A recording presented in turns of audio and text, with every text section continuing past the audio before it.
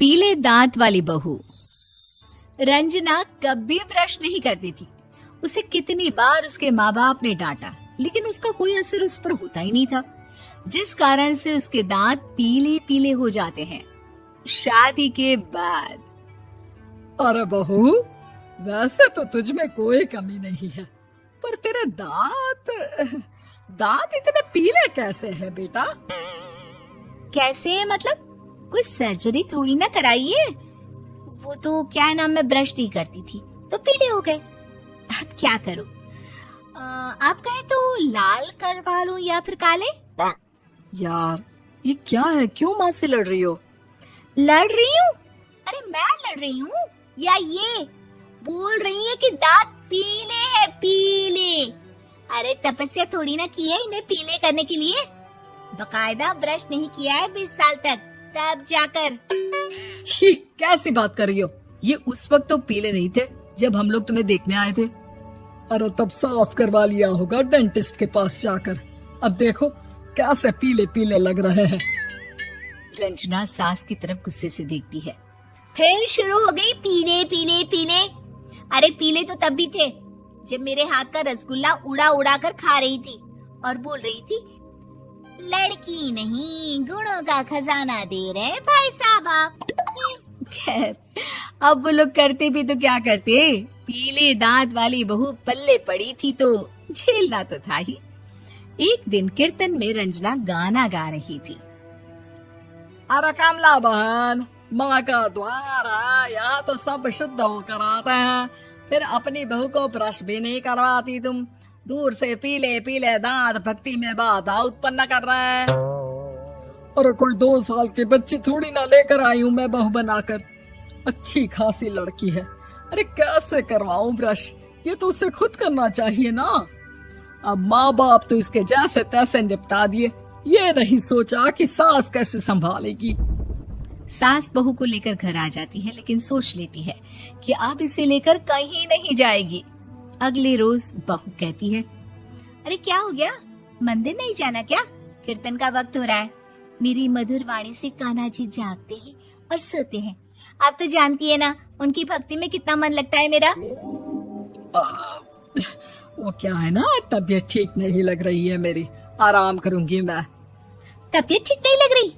अभी तो मिथुन के गाने पर नाच रही थी आप, और अब बोल रही है कि तबीयत ठीक नहीं लग रही। अरे भक्ति में मन लगा लो सासू माँ, ऊपर जाना है, क्या मुंह दिखाओगी आप? हाँ? सास को बहू की बात पर गुस्सा आ जाता है। मैं क्या मुंह दिखाऊंगी, इसकी चिंता तो ना कर, समझी? अपने मुंह की चिंता कर, जो ये पीले पीले दांत लेकर हर जगह पहुंच जाती है। पता है लोग कितना मजाक बनाते हैं। ना जी ना, मैं नहीं जाना कहीं तेरे साथ। तो ये बात है। कोई ना, मत जाओ, मैं अपने कमरे में ही बैठकर भक्ति कर लूंगी। ऊपर वाला दांत थोड़ी ना देखता है, मन देखता है, भावना देखता है। और अरे बस बस, तू सब कुछ दिखा, बस ये सफेद चमकदार दांत ना दिखाना किसी को, है? जा यहाँ से।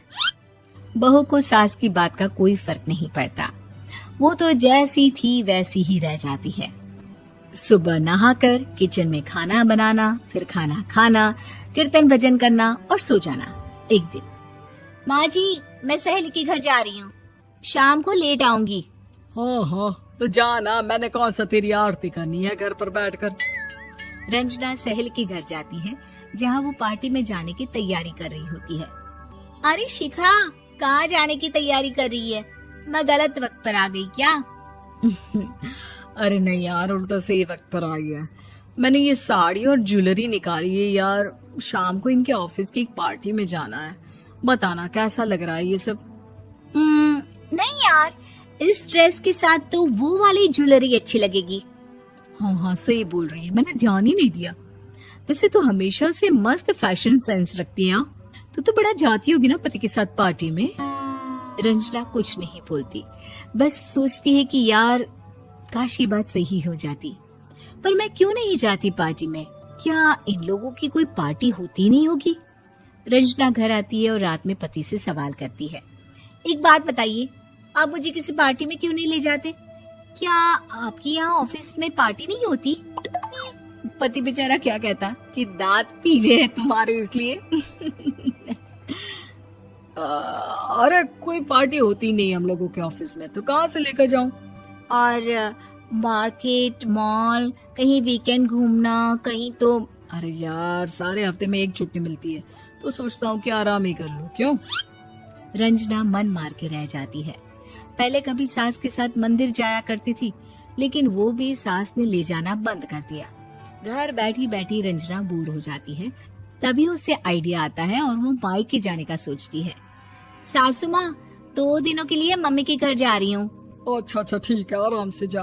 और हाँ, माँ से कुछ अच्छी आदत सीख कर आना कि कैसे शरीर के हर भाग की तरह दांतों की सफाई भी जरूरी होती है, समझी? शुरू हो गई ना आप। वो लोग आपकी तरह नहीं है कि छोटी छोटी बात का बतंगड़ बना दे। उन लोगों के लिए मैं मायने रखती हूँ, ना कि मेरे पीले पीले दांत।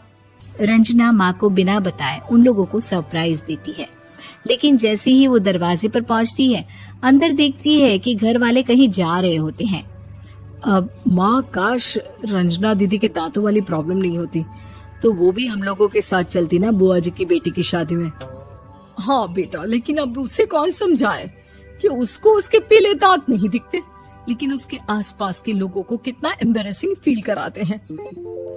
मुझे तो कितनी बार उसके स्कूल की टीचर ने शिकायत की कि उसके साथ कोई लड़की बैठना भी नहीं चाहती, और ना ही कॉलेज में कोई उससे बात करना चाहता था।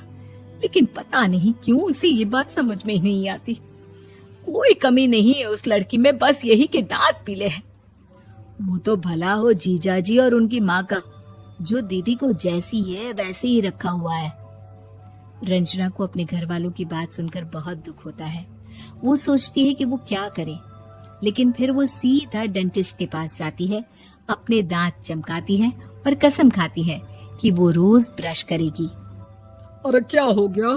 तुम तो 2 दिनों के लिए गई थी ना, पर कोई ना, अच्छा है, चलो आ गई तो। रंजना सास के सामने आकर खड़ी हो जाती है और पूरी स्माइल करती है, उसके चमकदार दांतों को दिखाती हुई।